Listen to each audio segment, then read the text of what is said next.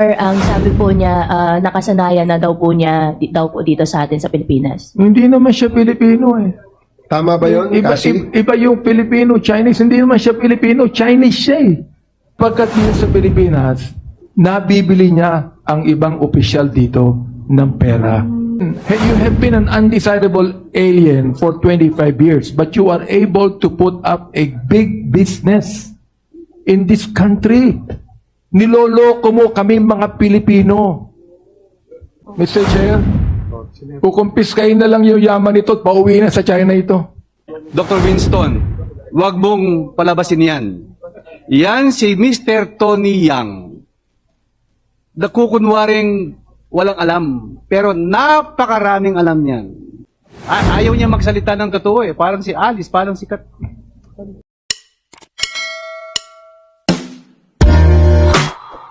I'd like to ask a question to Dipaok.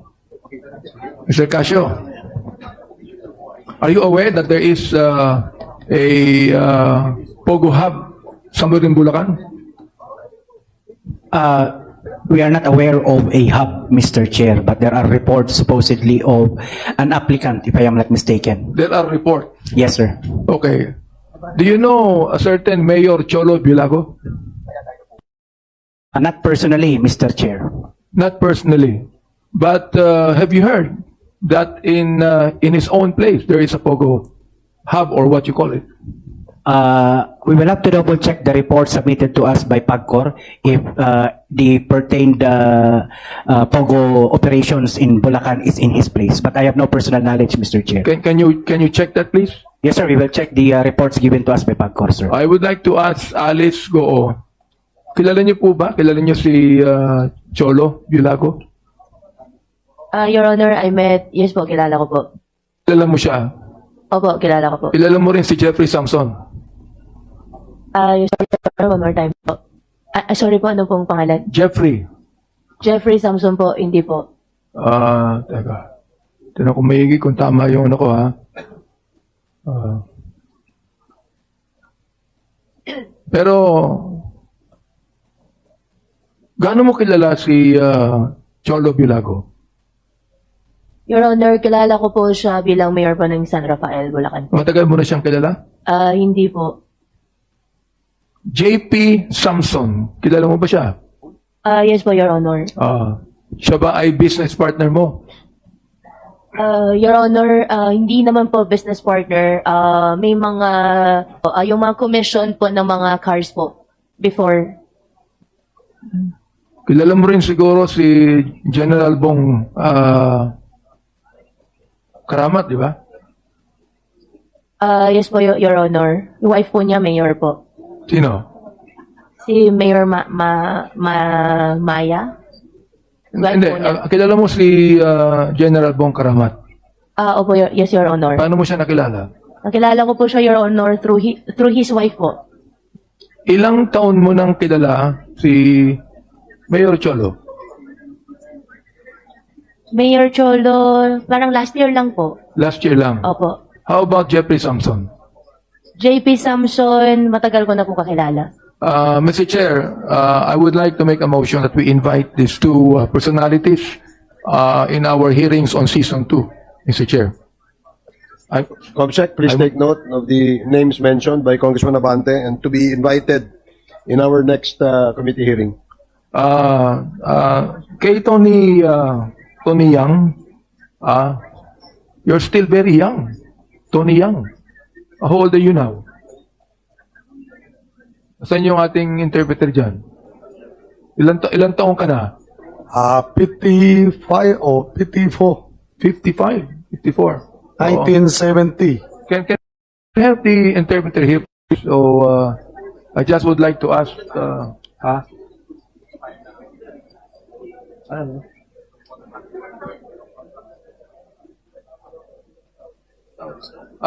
Nag-expand na rin yung contract niya. She went out.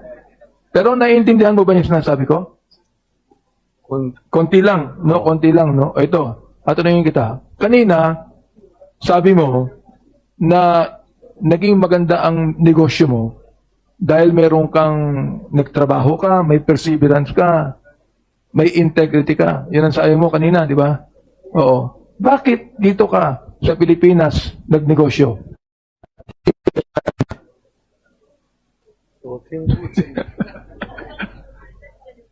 Kasabot ka, Bisaya? Marunong ba Chinese? Kasabot ka, Bisaya? Si Alice Go, mabili makatulong. Can you help? Okay. Ang tanong ko ganito, bakit, sabi niya kasi, kaya gumanda ang kanyang negosyo rito because of hard work, perseverance, and integrity. Ngayon, ang tanong ko ganito, bakit siya nagnegosyo sa Pilipinas, hindi sa China?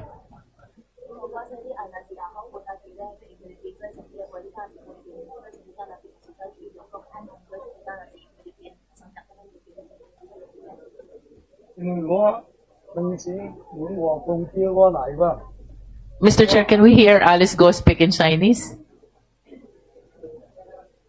Please use the microphone. Yes, Your Honor. Pakitanggal mo yung ano mo, tanggal mo. Medyo nagkakapit Walang pa sa germs mic. dito masyado. Okay, can we hear the answer, please? Can you speak in Chinese and tell it? Sige po. 英文話說，你今日是用菲律賓做生意，唔是用大陸做生意。因為我來菲律賓玩做年咯，會食咯吧，安會習慣咯食咯吧。 Your Honor, matagal na daw po siya dito sa Pilipinas at nakasanayan na daw po niya dito. Hindi kaya nga, ang tanong ko ganito, bakit dito siya sa Pilipinas? Bakit dito sa Pilipinas? Nagtayo ng negosyo, hindi sa China. Sapagkat sa China, pwede rin siya maging persevering, pwede rin siya magkaroon ng integrity, pwede rin siya magkaroon ng hard work. Bakit dito sa Pilipinas, nagtayo ng negosyo, hindi sa China? 意思是講說，你今日是選擇點咧菲律賓，唔是選擇點咧中國做生意。你用哪裡做生意，今日唔是用中國，今日是選擇菲律賓。因為當時佇中國出來了咯，咱就按注意反骨咯吧，按注意反骨咯，逐項咱也習慣咯吧，生活習慣咯，參你係有講係嘛？我哋直接講。我袂曉講啊。 Your Honor, ang sabi po niya, nakasanayan na daw po niya dito sa atin sa Pilipinas. Hindi naman siya Pilipino eh. Tama ba yun, Kasi? Iba yung Filipino, Chinese. Hindi naman siya Pilipino, Chinese siya eh. Hindi siya naging Pilipino, Chinese. Di ba? Tama? Yes po, Mr. Chair. Ayun, tama daw. Pakitanong nga siya. 講說啲唔是呢度唔是菲律賓lang，呢是中國lang。 因是若是伫我心內哦，按水反骨咯，我家己都認為，像說咱是菲律賓人咯吧。 Ano sabi? Hindi na kaya. Ano yung kasi? Go ahead.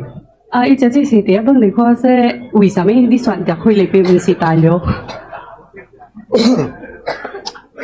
因為菲律賓這個環境咱習慣咯吧，來反骨咯吧。因為菲律賓ako baka Tagalog baka hinay sabi lang. Kasi ako sa dito. Yeah. Oh. Mr. Chairman, Overtime. Mr. Chair, with the indulgence of Congressman Abante, in the next hearing of the Quadcom, we'll not be asking for an interpreter anymore because Miss Alice Go will do the job for us.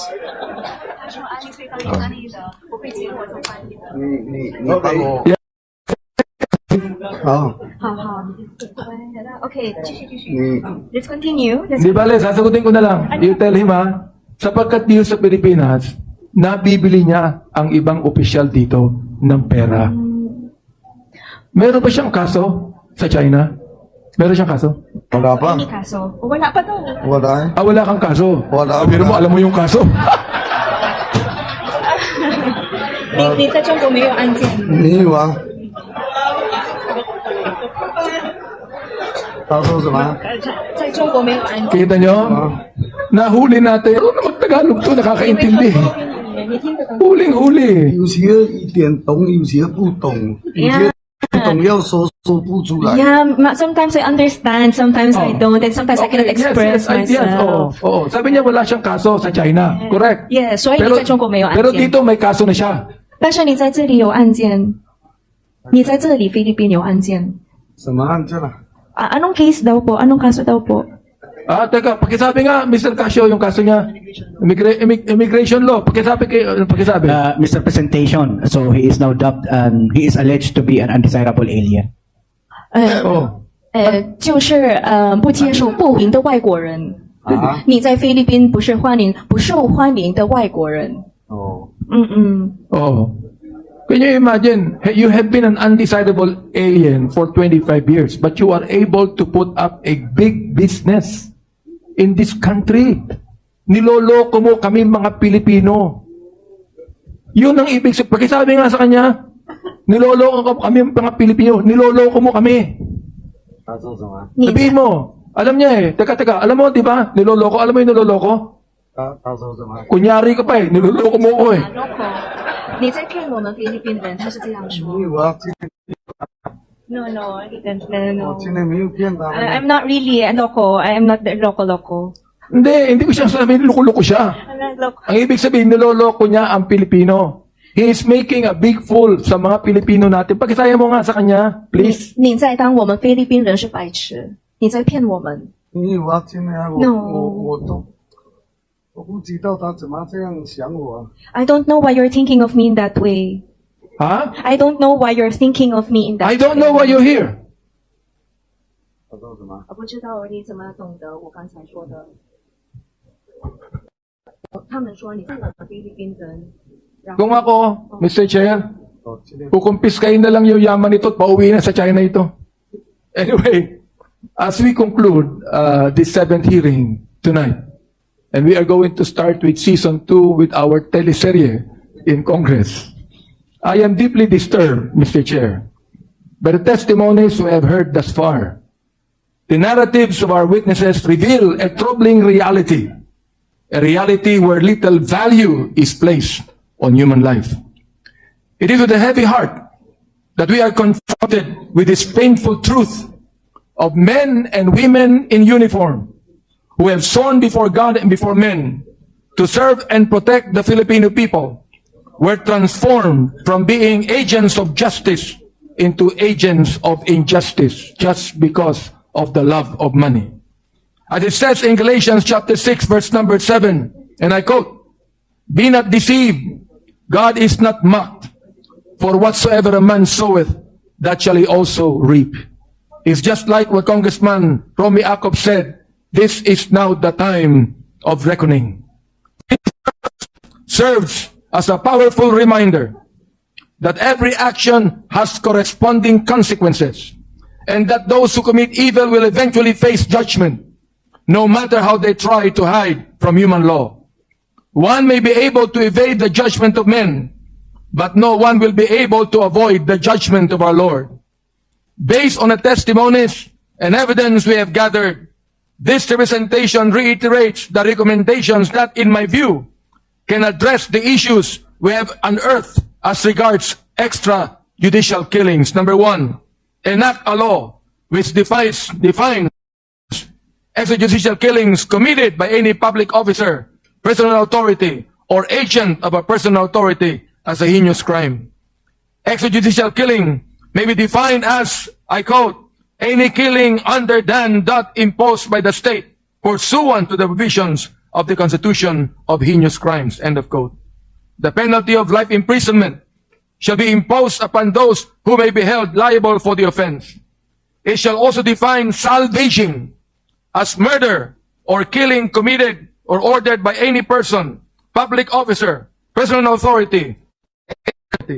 Moreover, a presumption of administrative negligence may be defined as arising from an increase in the number of extrajudicial killings or salvaging in the area of responsibility of any public officer, personal authority, or agent of personal authority, with the exception of areas declared by government as combat zones or conflict areas, and despite continuous allocation and disbursement of intelligence funds or similar allocations from the local government to such public officers.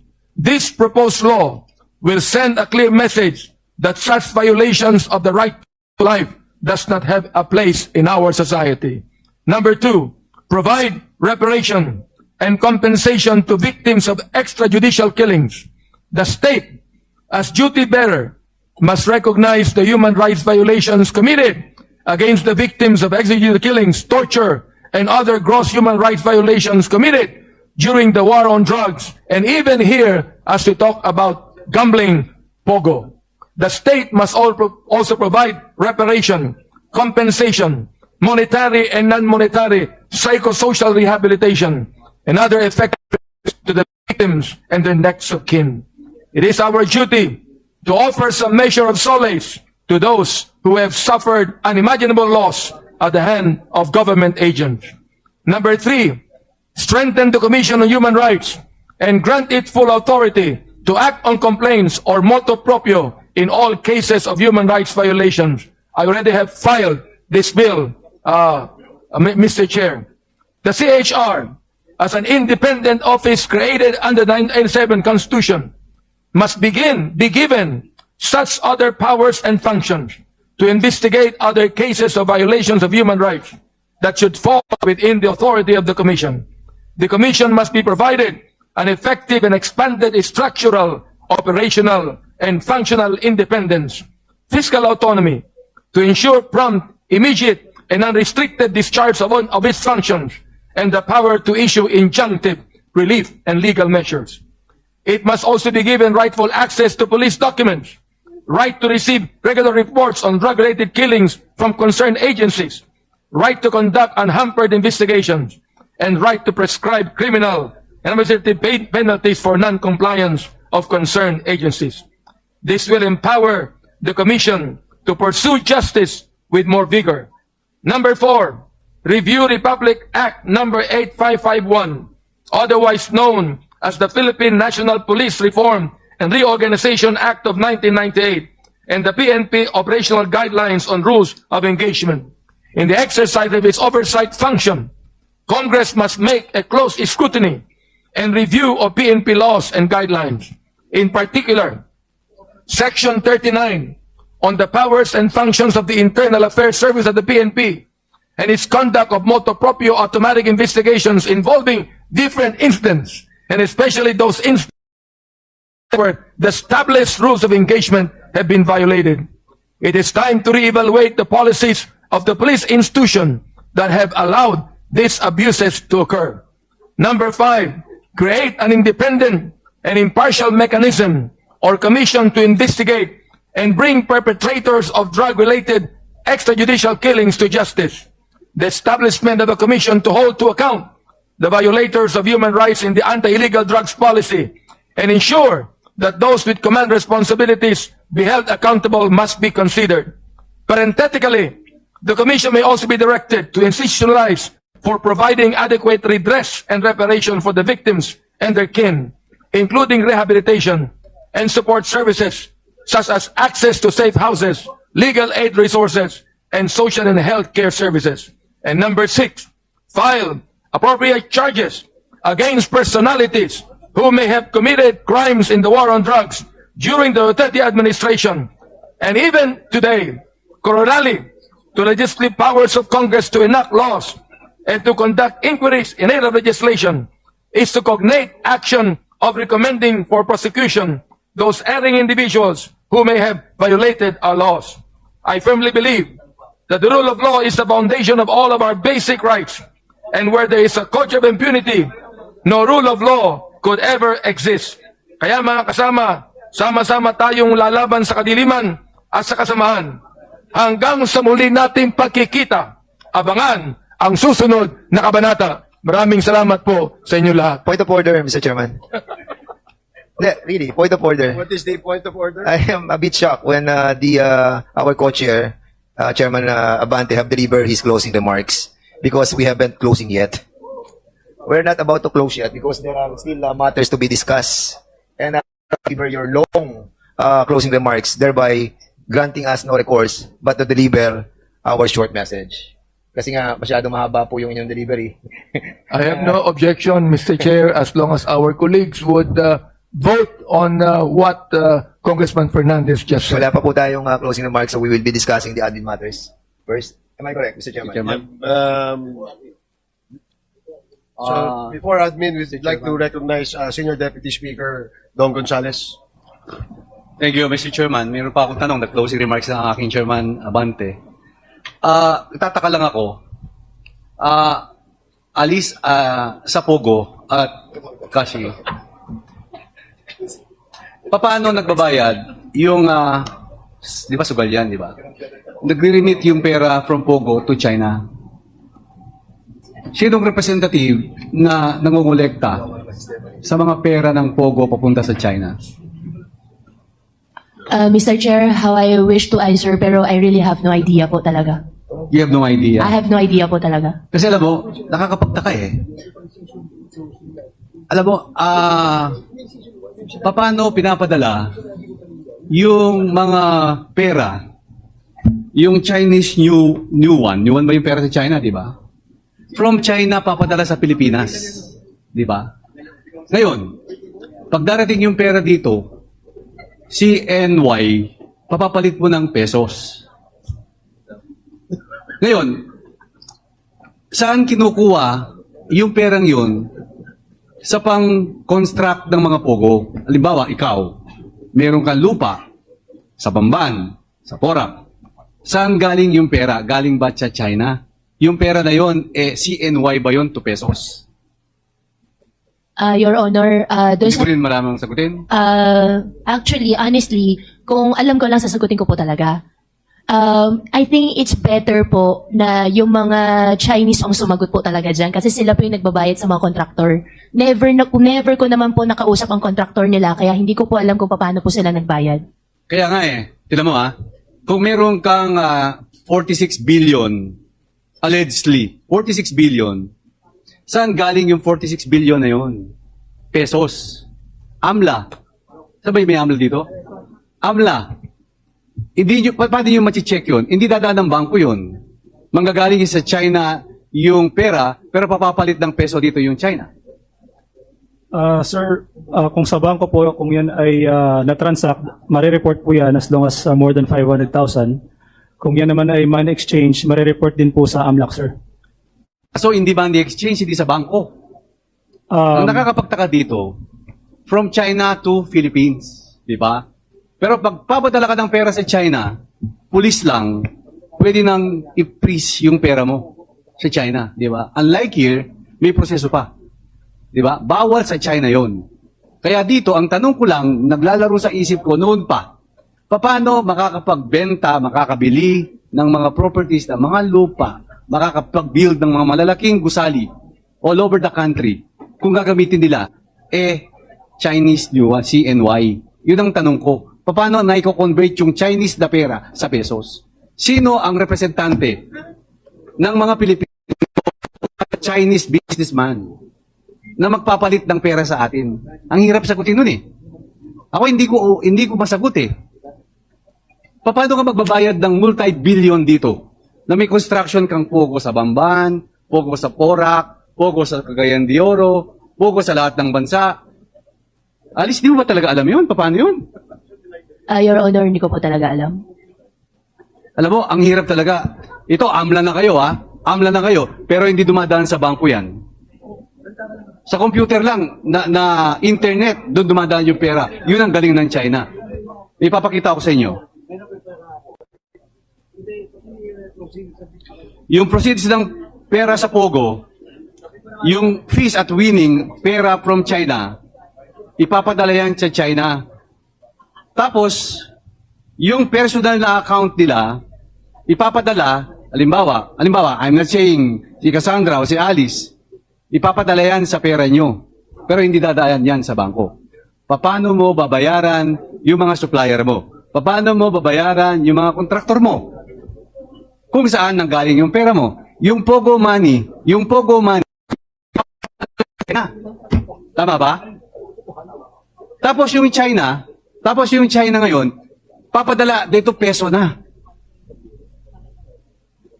Hindi natin, di ba? Ang hirap talaga. Ako rin nahihirapan ako Kasi kung multi-billion pesos yan, paano mo idadala sa Pilipinas yung multi-billion pesos? Bawal yan. Di ba, AMLAC? Kung sa China, Your Honor, I would not know the laws in their jurisdiction, Your Honor. Ngayon alam mo, dapat gawa tayo ng batas. Hindi lang sa banking institution. Pag-aralan din natin yan, AMLAC. Kasi dyan nanggagaling. Kung sino yung representative na kumukolekta ng Chinese new one. Tapos i-convert natin sa peso. Kaya alam mo, itong si Mr. Tony Yang, Dr. Winston, wag mong palabasin yan. Yan si Mr. Tony Yang. Nakukunwaring walang alam, pero napakaraming alam yan. Alam mo, yung pinresenta namin sa inyo, kanina, ni DSJJ, alam niya lahat. Naniniwala ka ba sa akin, Dr. Winston Casio? I agree, SDS. Pakiulit mo. I agree in your contention, SDS. So, alam mo, yan, tinan mo tama. Kunwari walang alam yan. Pero lahat alam ni Mr. Tony Yang, from kapatid niya, si Michael Yang, hanggang kay Alan Lim, alam niya lahat yan. Kung paano nangyari ito, alam niya lahat yan. Kung makapagsalita lang ng Kapampangan to, Kapampanganan ko na lang ito . Di ba? Linuloko niya yata tayo. Sorry. Hindi. Ibig ko sabihin, parang ayaw niya magsalita ng totoo . Parang si Alice, parang si Kat. 你跟他说不能说杨买这样跟我兄弟就什么都 You cannot put together the younger brother Michael Yang and him. 他兄弟老找他是他的，我是我的，真的是这样。 We have been separated for a long time already. Alibay na lang palagi yan. Di ba?